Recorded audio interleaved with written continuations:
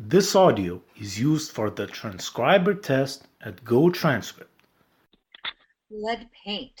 Yeah, lead paint, that's always another hot topic, and with lead paint, we kind of factually known it's in all older homes prior to, I believe it's 1975, and that pretty much all paint back in those times and before contained some amounts of lead.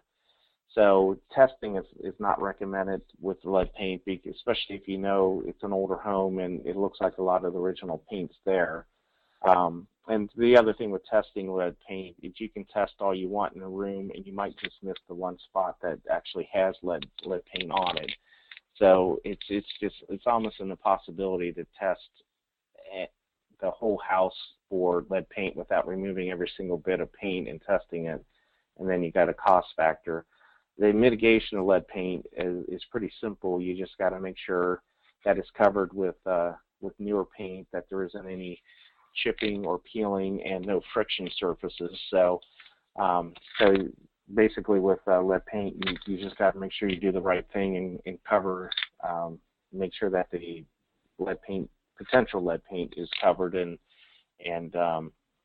sealed. And then if there's any kind of like on some old window frames type of thing, if the windows aren't working condition, the best thing to do is just replace the window frames with newer vinyl window frames. So it's just one of those things that you just got to make sure you know what you're doing with it and make sure you mitigate it. And then of course disclosure is a big thing with lead paint too. Is you gotta, when you know it's in the house, you just have to disclose it, and it's basically a disclosure for the life of the property as long as it exists. More red flags on the older homes. Again, this one talks about the roofs flashing and boots around plumbing vents and any kind of what's the word I'm looking for? Any kind of a stack that's on the roof is you got to make sure that the flashing is okay.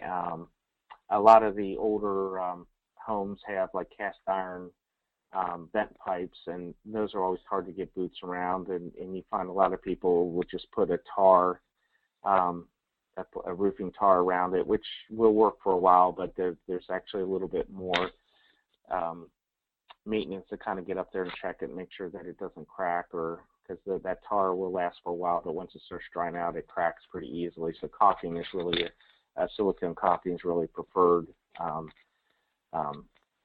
method of making sure everything's caulked properly. So